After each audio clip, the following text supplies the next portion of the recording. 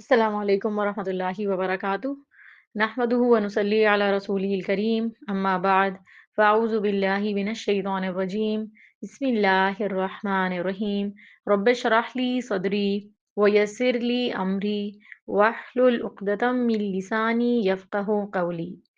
सूरतुल बक़रा, इल्म और अमल की बातें। आज अल्लाह की तौफ़ीक़ से प्रोग्राम सूरतुल बक़रा का मुताला मुकम्मल होने को है। आज इस प्रोग्राम का आखिरी सबक सूरतुल बक़रा आयत नंबर 254 से 286 तक है। आज के सबक के आगाज़ में आयत 254 में हुक्म आ रहा है कि क़यामत के आने से पहले पहले अल्लाह की राह में खर्च करो। क़यामत का दिन ऐसा होगा कि कोई बातिल सिफारिश, कोई रिश्तेदारी और लेन देन काम नहीं आएगा।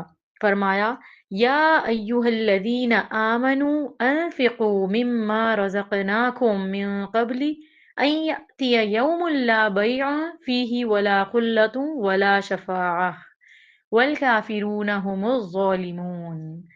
ए ईमान वालो, जो रिस्क हमने तुम्हें अता किया है उसमें से वो दिन आने से पहले पहले अल्लाह की राह में खर्च कर लो, जिस दिन ना तो खरीदो फरोख्त होगी, ना दोस्ती काम आएगी और ना सिफारिश।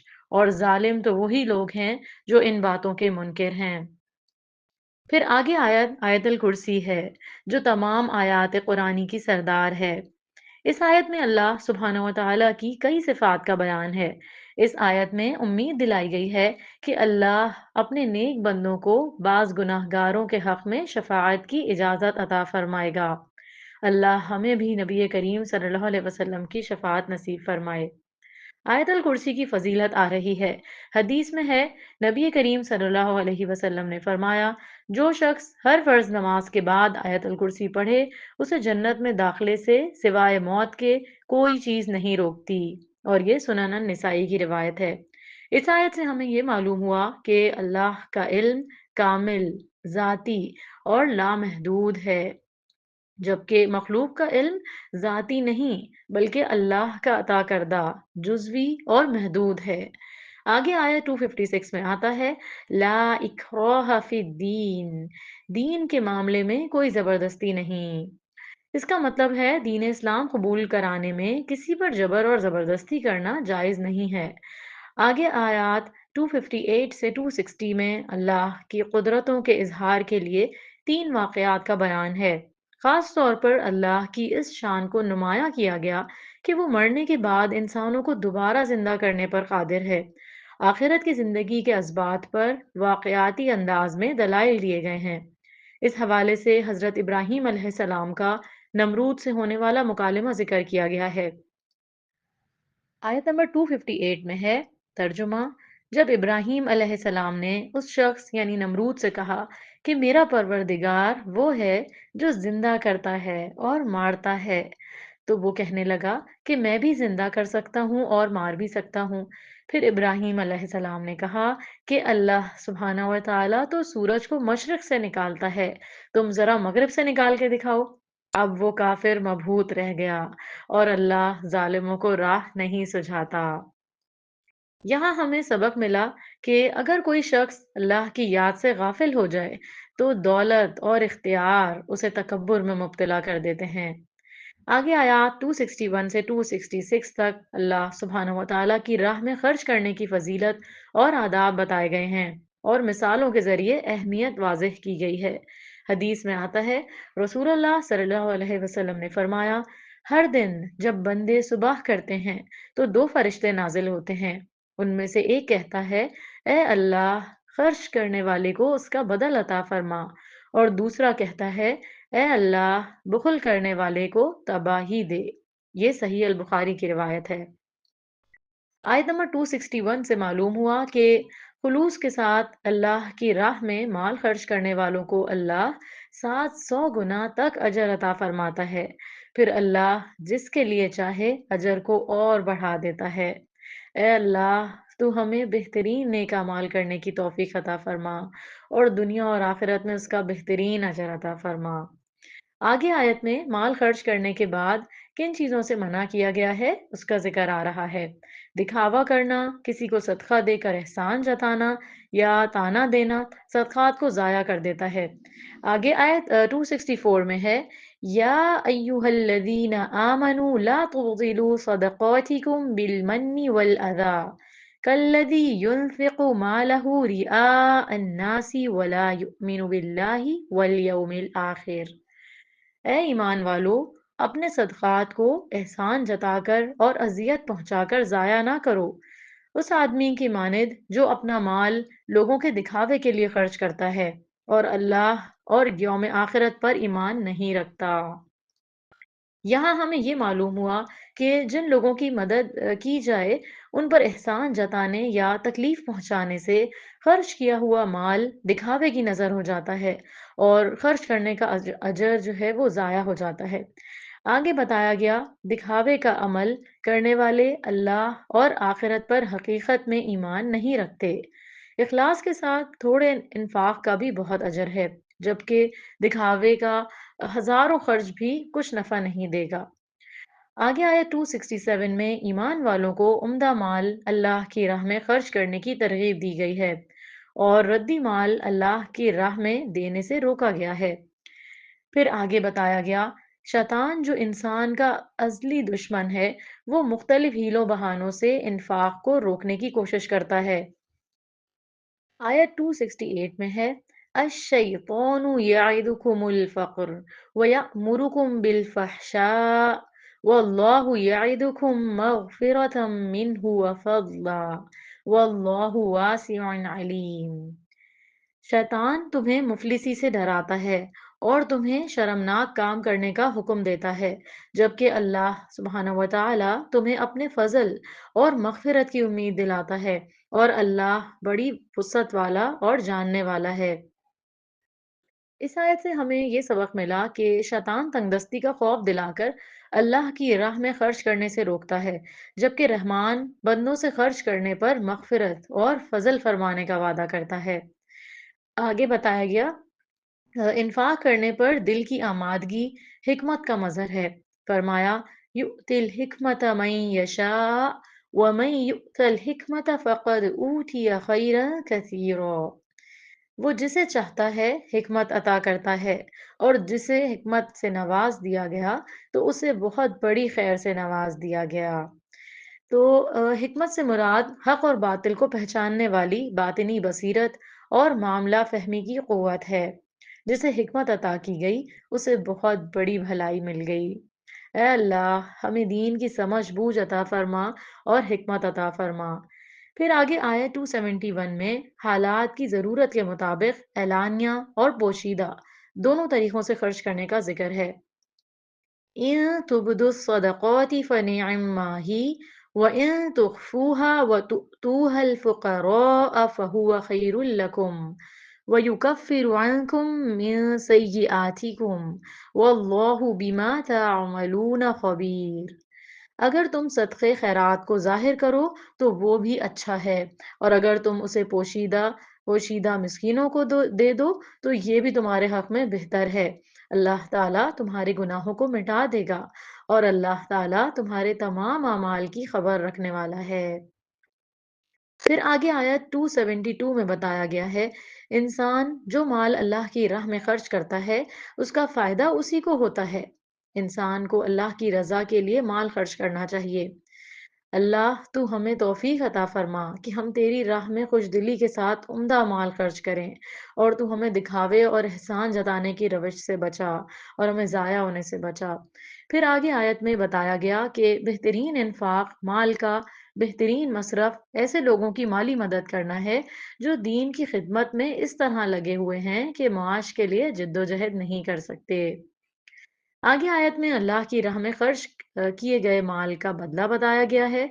आगे आयत में सूद की हुर्मत और सदक़ात का बयान है। आयत नंबर 257 में सूद खाने वालों का अंजाम बताया गया है कि फरमाया, अल्लज़ीना यअकुलून रिबा ला यक़ूमून इल्ला कमा यक़ूमुल्लज़ी यतख़ब्बतुहु शैतानु मिनल मस। जो लोग सूद खाते हैं वो उस शख्स की तरह खड़े होंगे जिसे शैतान ने छूकर उसको हवास बाख्ता कर दिया हो। सूद और तिजारत के फर्क को भी वाज़ेह किया गया। फरमाया, व अहल्लल्लाहुल बैअ व हर्रम रिबा। اللہ تعالیٰ نے تجارت کو حلال کیا اور سود کو حرام۔ بتایا گیا کہ سود کا انجام تباہی و بربادی ہے۔ یہاں ہمیں یہ معلوم ہوا کہ جو لوگ سود کی حرمت کو تسلیم نہ کرتے ہوئے سود اور تجارت میں فرق نہیں کریں، وہ عذاب کے مستحق ہوں گے۔ آگے آیت 276 میں سود اور صدقات کے حوالے سے فرق واضح ہوا کہ فرمایا یمحق اللہ الربا ویربی الصدقات واللہ لا یحب کل کفار اثیم۔ اللہ تعالیٰ سود کو مٹاتا ہے اور صدقے کو بڑھاتا ہے، اور اللہ تعالیٰ کسی ناشکرے اور گناہ گار سے محبت نہیں کرتا۔ یاد رکھیں، صدقات دینے سے مال کم نہیں ہوتا بلکہ برکت ہوتی ہے۔ یہاں ہمیں یہ معلوم ہوا کہ سود کے مال میں بالکل برکت نہیں ہوتی اور اس کا انجام بھی مفلسی اور تباہی ہے، جبکہ اللہ کی راہ میں خرچ کرنے سے مال کبھی کم نہیں ہوتا۔ آگے آیت میں ایمان کے بعد اعمال صالحہ اور خاص طور پر نماز قائم کرنے، زکوٰۃ ادا کرنے والوں کے لیے رب کی طرف سے اجر اور خوف اور غم سے نجات عطا کیے جانے کی خوشخبری ہے۔ آگے آیت میں حکم دیا گیا سودی لین دین چھوڑ دو، ورنہ تمہارے خلاف اللہ اور اس کے رسول صلی اللہ علیہ وسلم کی طرف سے اعلان جنگ ہے۔ اللہ ہمیں سود کے لین دین سے بچائے۔ سود خور جہنمی ہیں۔ سب لوگ روز قیامت اللہ کے دربار میں پیش کیے جائیں گے اور ہر شخص کو اس کے اعمال کا بدلہ اس کے مطابق دیا جائے گا۔ آگے آیت 280 میں مقروض اگر تنگ دست ہو تو اس کے بارے میں ہدایات ہیں۔ قرض دار کو مہلت دینے کی تلقین کی گئی اور صدقات کی طرف ترغیب دی گئی۔ آگے آیت میں قرض کے بارے میں ہدایات آ رہی ہیں۔ آیت نمبر 282 آیت دین ہے، یعنی قرض کے معاملے کے بارے میں ہدایات ہیں۔ حدیث میں آتا ہے رسول اللہ صلی اللہ علیہ وسلم نے فرمایا مسلمان کی جان اپنے قرض کی وجہ سے معلق رہتی ہے، یعنی جنت کے دخول سے روک دی جاتی ہے یہاں تک کہ اس کے قرض کی ادائیگی کر دی جائے، اور یہ جامع ترمذی کی روایت ہے۔ آیت نمبر 282 اور 283 میں قرض کے معاملات، باہمی معاہدات، رہن اور گواہی کے حوالے سے تفصیلی ہدایات دی گئی ہیں۔ قرض کے معاملے کو تحریر میں لانے اور ان پر گواہ بنانے کی تلقین ہے۔ فرمایا یا ایہا الذین آمنوا اذا تداینتم بدین الی اجل مسمی فاکتبوہ۔ اے ایمان والو، جب تم کسی مقررہ مدت کے لیے ادھار کا معاملہ کرو تو اسے لکھ لیا کرو۔ تو قرض کے معاملے کو ہلکا نہیں لینا چاہیے، خواہ معاملہ چھوٹا ہو یا بڑا۔ قرض کی تحریر کو درست لکھنے اور معاملے کی گواہی درست طور پر دینے کی تلقین ہے۔ اگر ضرورت ہو تو کسی کے پاس کوئی چیز رہن رکھ کر قرض لینے کی ہدایت ہے۔ گواہی کے بارے میں حکم ہے کہ ٹھیک طور سے دی جائے اور اسے چھپایا نہیں جائے۔ اب آگے سورۃ البقرہ کی آخری آیات آ رہی ہیں۔ حدیث میں ہے رسول اللہ صلی اللہ علیہ وسلم نے فرمایا جو شخص بھی سورۃ البقرہ کی آخری 2 آیات رات میں سونے سے پہلے پڑھے گا اس کے لیے یہ کفایت کر جائیں گی، اور یہ بخاری کی روایت ہے۔ آیت نمبر 284 سے 286 ہیں۔ بتایا گیا کسی کو بھی بخشنے اور عذاب دینے کا کل اختیار زمین آسمان کے مالک اللہ رب العالمین کو ہے۔ اللہ قیامت کے دن شریعت کے احکامات پر عمل درآمد کا محاسبہ نیتوں اور اعمال کے مطابق کرے گا۔ یہ بھی واضح کیا گیا آخری شریعت پر سب سے پہلے ایمان اللہ کے محبوب رسول اللہ صلی اللہ علیہ وسلم اور آپ صلی اللہ علیہ وسلم کے اصحاب لائے تھے رضی اللہ عنہم اجمعین۔ یہ بھی حقیقت بتائی گئی کہ امت مسلمہ تمام رسولوں پر ایمان رکھتی ہے، وہ یہودیوں کی طرح ان میں تفریق نہیں کرتی۔ مزید یہ بتایا کہ امت مسلمہ کا خاصہ اللہ کے احکامات کو سننا اور اطاعت کرنا ہے، نہ کہ یہود کی طرح یہ کہنا کہ ہم نے سنا اور نافرمانی کی۔ امت مسلمہ کو ہدایات دی گئی کہ اللہ نے انہیں غیر اختیاری اعمال پر مکلف نہیں ٹھہرایا، لہٰذا وہ حسب استطاعت شریعت پر عمل کریں۔ خطا اور نسیان معاف ہے، لیکن ہمیں یہ یاد رکھنا چاہیے غلطی سے سبق نہ سیکھنا خود بہت بڑا ناقابل معافی جرم ہے۔ آزمائشوں سے بچنے کے لیے رب کی بارگاہ میں اپنی کمزوری اور ناتوانی کے اظہار کے ساتھ التجائے دعا کرتے رہنا۔ کافروں پر غلبہ پانے کے لیے جنگی تیاریوں کے ساتھ اللہ ہی کو مددگار سمجھتے ہوئے عفو درگزر، مغفرت، بخشش، فضل، رحمت اور فتح و نصرت کی دعائیں کرنا، کیونکہ اللہ کی مدد و نصرت کے بغیر کامیابی ممکن نہیں۔ الحمد للہ، سورۃ البقرہ مکمل ہوئی۔ سورہ کا اختتام ان دعاؤں سے کرتے ہیں: ربنا لا تؤاخذنا إن نسينا أو أخطأنا، ربنا ولا تحمل علينا إصرا كما حملته على الذين من قبلنا، ربنا ولا تحملنا ما لا طاقة لنا به، واعف عنا واعف عنا واغفر لنا وارحمنا أنت مولانا فانصرنا على القوم الكافرين۔ اے ہمارے پروردگار، اگر ہم سے بھول چوک ہو جائے تو اس پر گرفت نہ کرنا۔ اے ہمارے پروردگار، ہم پر اتنا بھاری بوجھ نہ ڈال جتنا تو نے ہم سے پہلے لوگوں پر ڈالا تھا۔ اے ہمارے پروردگار، جس بوجھ کو اٹھانے کی طاقت ہم میں نہیں ہے وہ ہم سے نہ اٹھوا، ہم سے درگزر فرما، ہمیں بخش دے اور ہم پر رحم فرما۔ تو ہی ہمارا مولا ہے، لہٰذا کافروں کے مقابلے میں ہماری مدد فرما۔ وآخر دعوانا عن الحمد لله رب العالمين۔ سبحانك اللهم وبحمدك نشهد أن لا إله إلا أنت نستغفرك ونتوب إليك، ربنا تقبل منا إنك أنت السميع العليم وتب علينا إنك أنت التواب الرحيم وخير خلقه أجمعين برحمتك يا أرحم الراحمين۔ السلام علیکم ورحمۃ اللہ وبرکاتہ۔